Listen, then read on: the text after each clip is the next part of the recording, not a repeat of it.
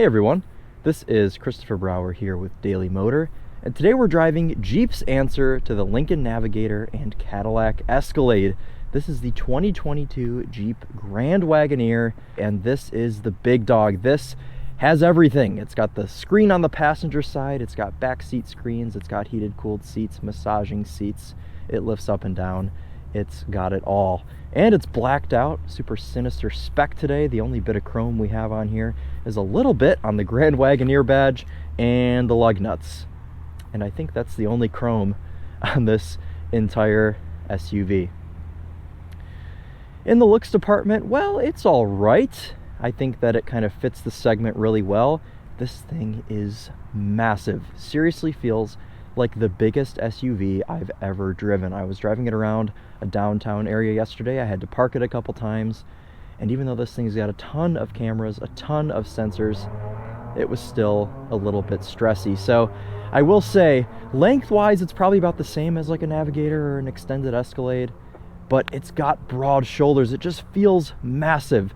It's like a Scat Pack XL, or if Budweiser made a Maybach. Seriously, this thing is absolutely insane, and I'm excited to take you guys out on the road in it. But first, let's go ahead and step inside and see what this thing is like in the interior. I want to start, actually, I'm walking all the way around the car for some reason. Oh, yes, it knows I'm getting in. I want to start, well, first I got to start it up, but then I want to get into the back seat and start back there.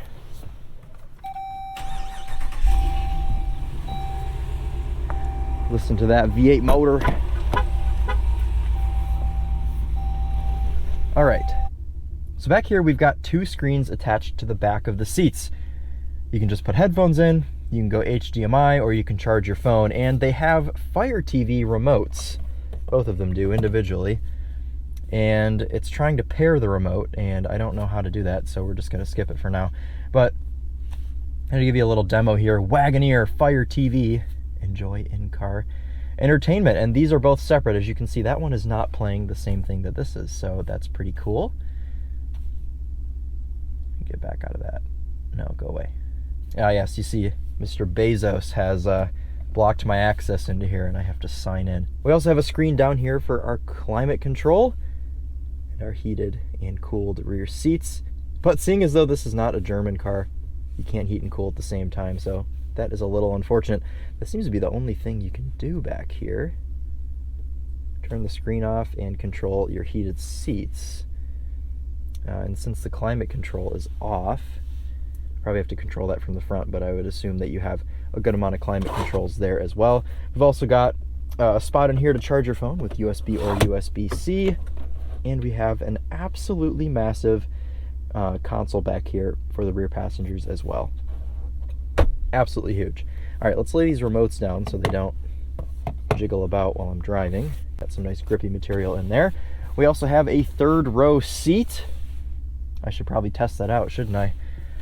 Should climb back there. Oh, forgot to mention sunshade as well.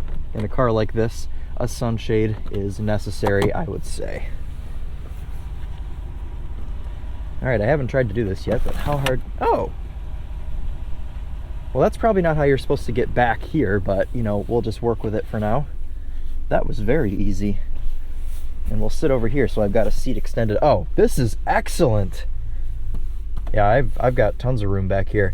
Look at the leg room I've got in the third row. I am 5'11". I've got plenty of headroom. There's another sunroof back here.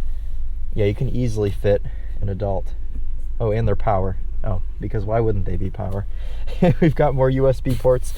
Leather armrest, another cup holder, and then another little storage compartment there. We've got hooks for if you have these rear seats down as well. And everything just fits together very nicely back here. I'm very pleased with the interior of this car, I will say. Give you a nice view from right here of all of the things. Okay, so let's step out now and go over to the passenger seat, because there's another screen over there.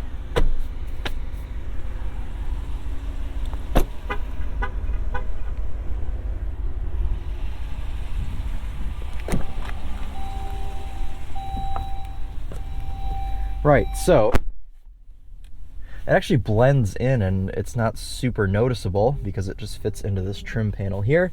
But if you go into your vehicle menu, you can turn the screen on over here for your passenger. You can't see it from the driver's seat, which is interesting, but I would assume it's so the driver doesn't get distracted. But there's a couple things you can do over here. You can hook up the same things you can in the back to these little ports down here. You can see HDMI passenger. You can plug something in via HDMI, and passengers can just do their own thing over here. So that's pretty cool. You can pull up navigation. You can pair another device here. Bluetooth headphones you can go to here if you want to watch a movie from the passenger seat, I guess. Pretty cool stuff. You can also lock it and deny the screen permissions if you have a child over here that's like messing with the screen and being obnoxious. So that's all good stuff. And when you turn it off, it just goes back to being a trim panel. Lots of cameras here in this as well. I should probably wait till I'm over to the driver's seat to cover all of that. But yeah, let's move over to the driver's seat and we'll continue with the driving compartment. Got some tow hooks here. Standing in front of that car is terrifying, though, I will say.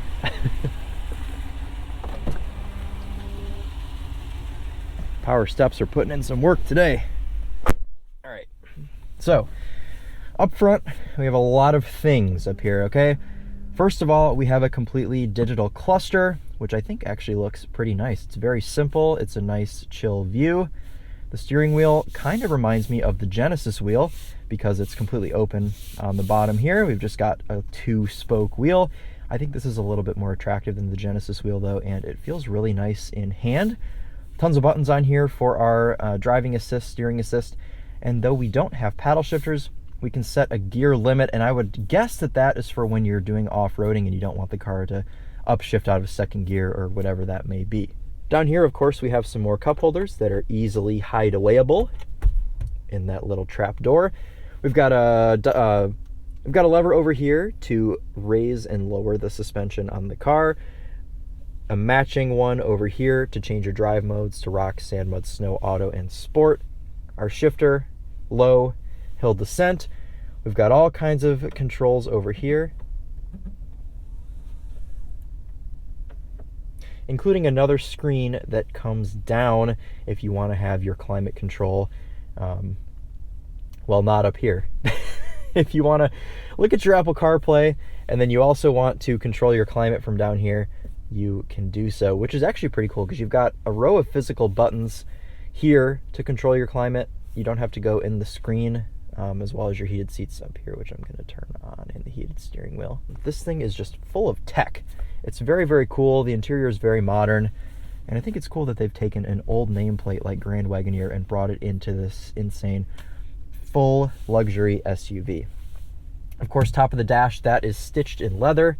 If you know me, I love a good leather stitched dash. We've got a black Alcantara headliner. If you know me, I love a good black Alcantara headliner.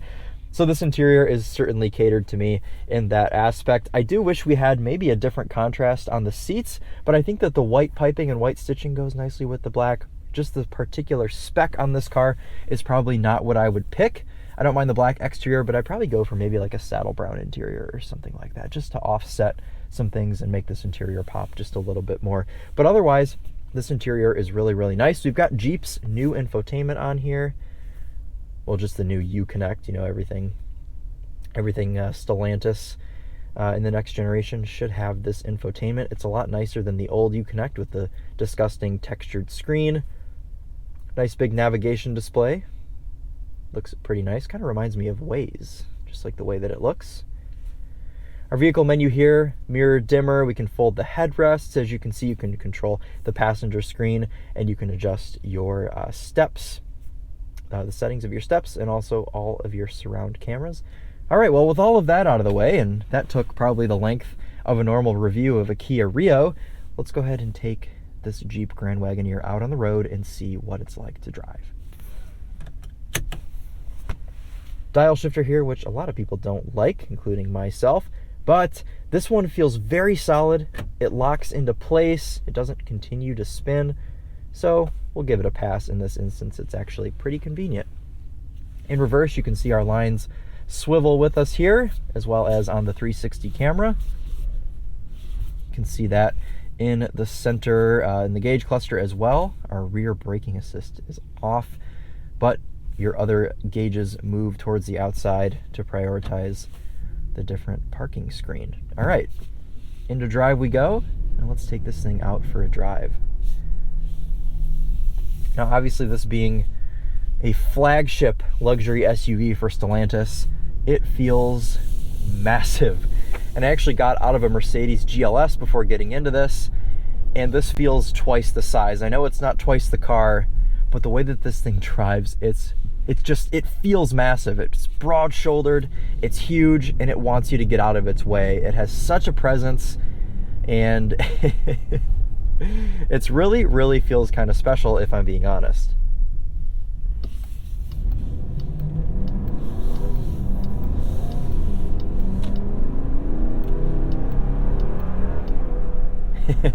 So this being the Grand Wagoneer, we have a 6.4 liter V8 with 471 horsepower, and that's of course linked to an 8-speed automatic. If you were to opt for just the normal Wagoneer, not the Grand Wagoneer, you are limited to the 5.7 liter V8, so it's kind of like an RT versus a Scat Pack. And I was saying earlier that this is just, hold on, it's pretty quick. I was saying earlier that this is kind of just like a big Scat Pack. I wasn't kidding. I mean, it's got the same engine, assuming it's the same transmission, just tuned differently, since it's an 8-speed.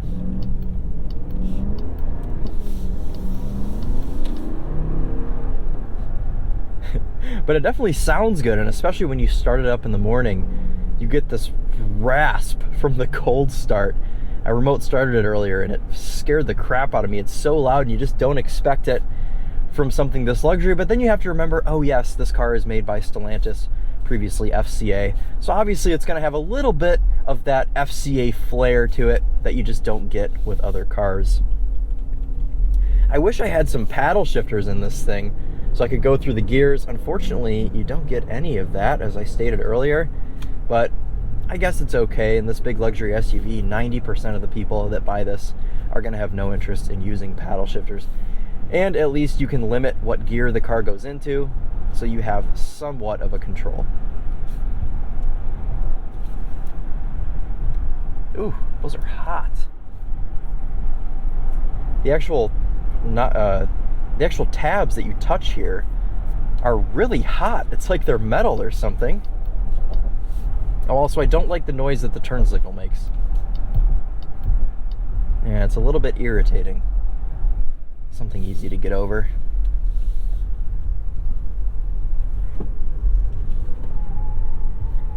Yeah, so a ton of understeer there at 30 miles an hour. We are on some good years, so I'm not going to fully blame the car, but I don't even know that I need to get into handling on this thing because it's absolutely pointless. Nobody's taking this thing around corners faster than 20 miles an hour. Like I just did, so it's all right. The Goodyears themselves are okay, actually. They don't seem to have too much road noise. Obviously, they howl like crazy if you go around a corner too quickly, like I just did.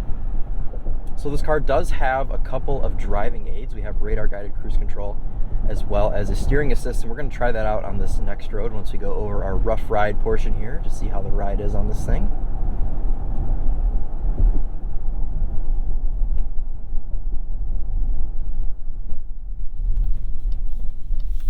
Yeah, soaks it up pretty well. Not the smoothest in the world, but smooth enough.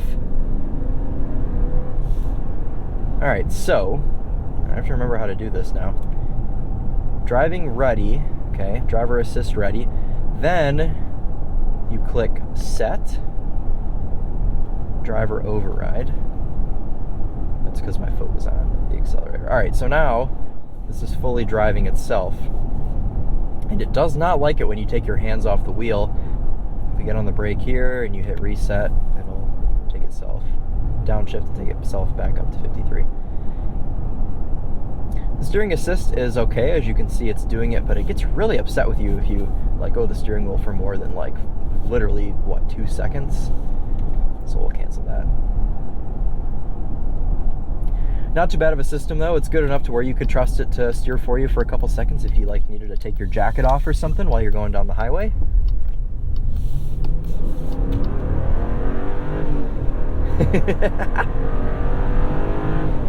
It's really quick.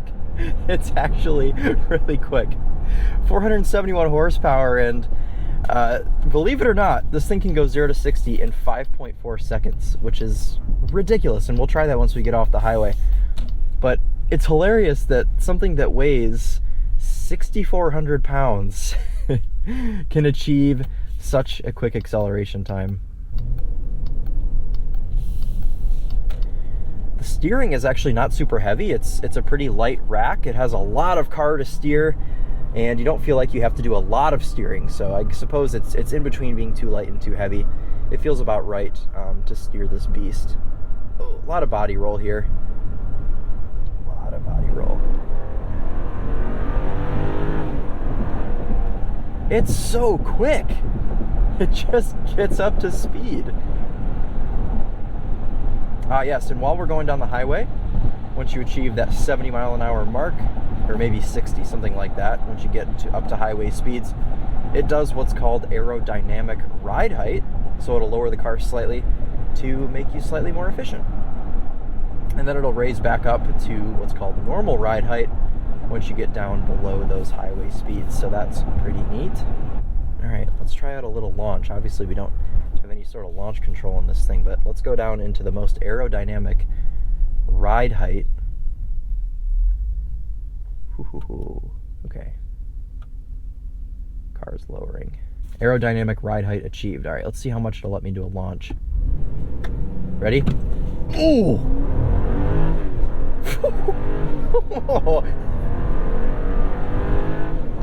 Oh, no way. It actually kind of hit pretty hard there.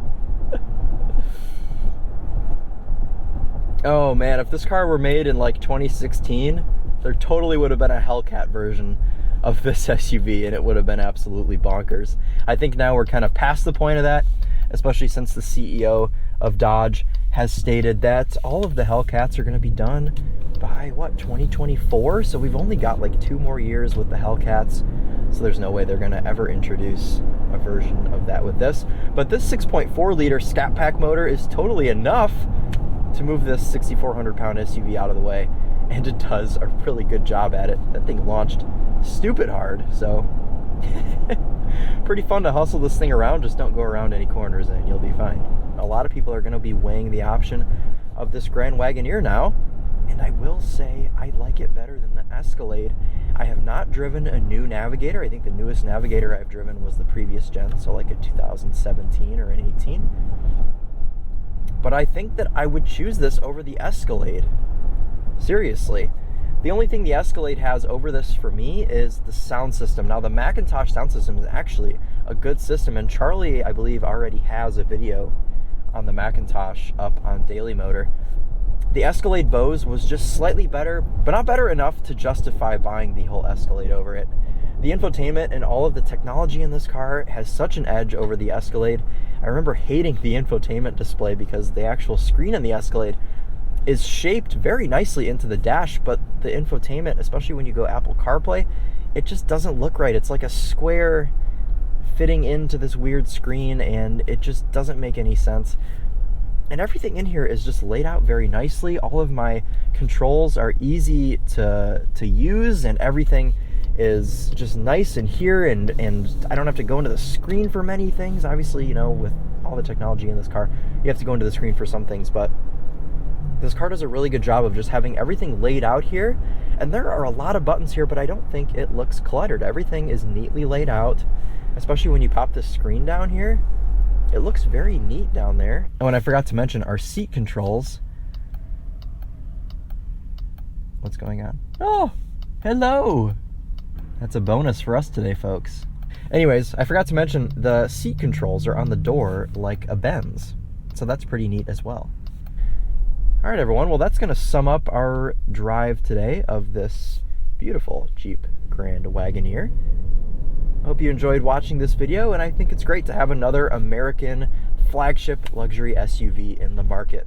I think this SUV is going to do a really good job, especially with that historic nameplate. All we need is some wood paneling on the side of this thing, and people will eat it up. Let's see if I can park this, giving myself a lot of credit here to try and do this right now. Okay, here we go. I mean, we're taking line to line up in this parking spot. All right, let's do one last little walk around. I'll send you all on your way to your next YouTube video that pops up below this one. Yeah, Grand Wagoneer. All right. All right, guys. Well, thanks for watching. Let me know what you think of the styling on this. I think the only part of this SUV that's a little bit weird for me is the rear window between the C and the D pillar. I think that the line is a little bit strange and kind of throws off the design of the back of it, but I think the front of it looks great. I don't mind it from this view either. All right, well, thanks guys again for watching. This has been Christopher Brower with Daily Motor, and as always, drive on. You may raise your steps. Thank you.